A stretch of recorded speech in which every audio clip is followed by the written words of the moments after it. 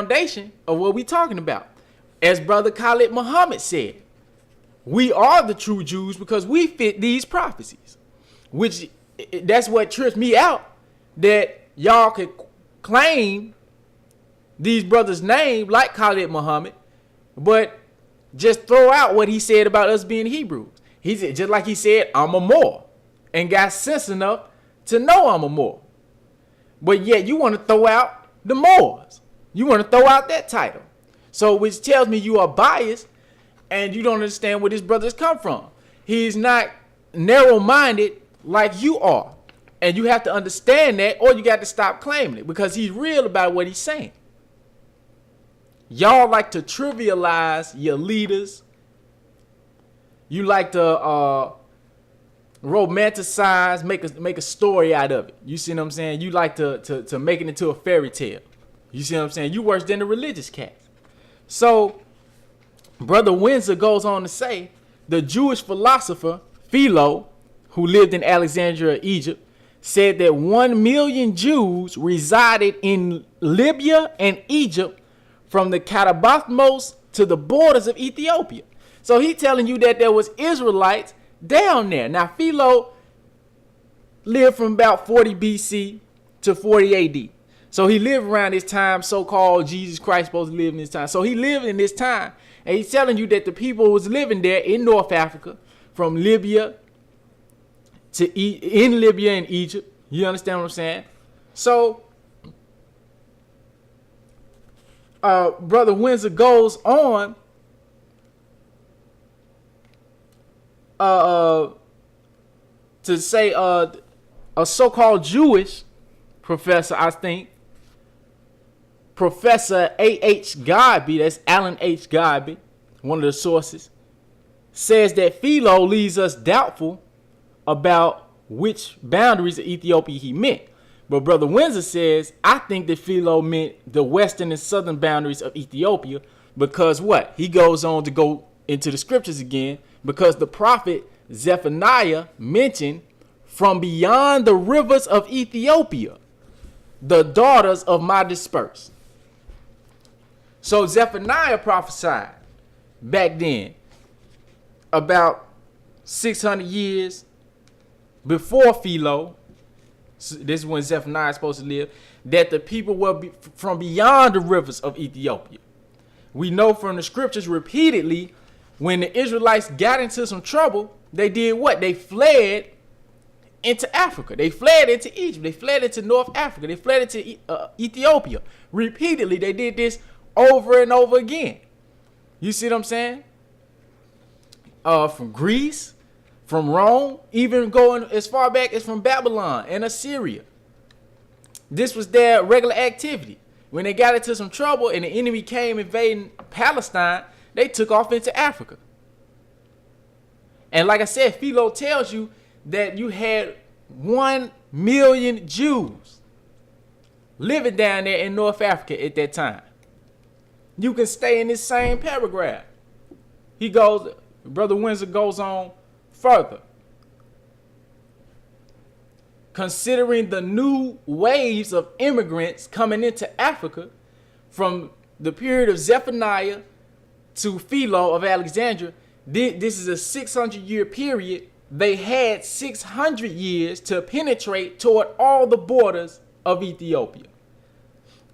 He goes on to reference E. Shurer, who wrote that Hebrewism was detectable by its inscriptions from the Egyptian border westward across North Africa to Mauritania. And that Alan H. Gosby says that Saint Jerome, of course you remember Saint Jerome, that's the motherfucker that talk about that's the guy that Pope Damasus I commissioned, if I'm not mistaken, to come up with a Latin translation of the New Testament. And now they called him one of the so-called 4 doctors of the church. So he wrote that the Jews were spread from the western extremity of Mauritania all the way to India. Now, Brother Windsor says that ancient Mauritania included part of the territory on the Atlantic Ocean, Morocco, and part of modern Algeria. It is certain that the Jews had migrated all across North Africa by the 2nd century. And some scholars fix the date earlier than this. The Greek historian and geographer Strabo. Now, Strabo is one of your more famous historians, Strabo, Tacitus, these type of people. He said concerning the Jews of Cyrene, which is Libya, you read about the revolt. The Jews revolted against Rome in the what they call the Cyrenaica revolt, when they had the rebellions there. He says, now these Jews already have gotten into all cities, and it is hard to find a place in the habitable earth that has not admitted this tribe of men and is not possessed by it. And it has come to pass that Egypt and Cyrene, as having the same governors, and a great many other nations imitate their way of living, maintain great bodies of these Jews in a peculiar manner, talk about privileged status, and grow up to greater prosperity with them and make use of the same laws with that nation. Let us go further. 115 AD.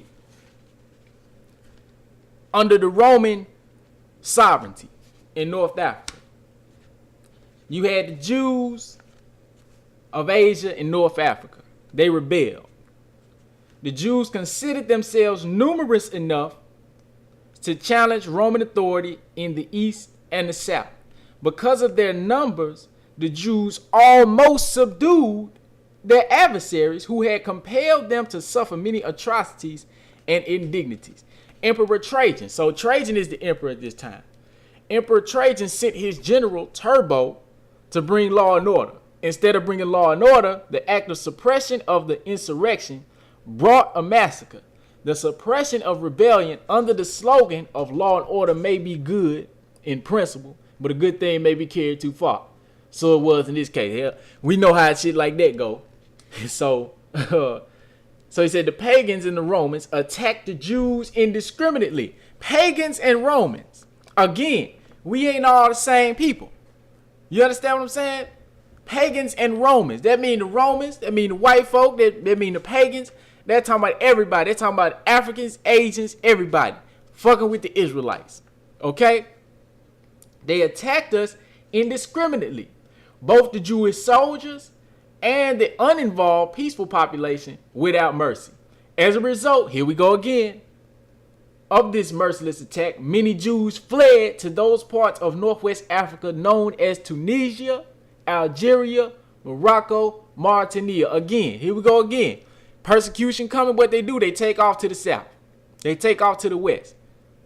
So more and more Jews, population, and when I say Jew, I'm talking about Hebrew Israelites, the real Jews, us, our ancestors, is filling up these areas, further populating these areas. And so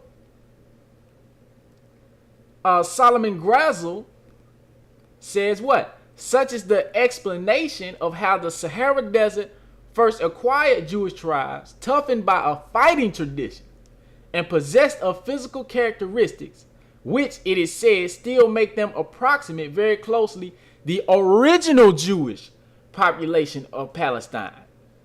The original Jewish population. The niggas.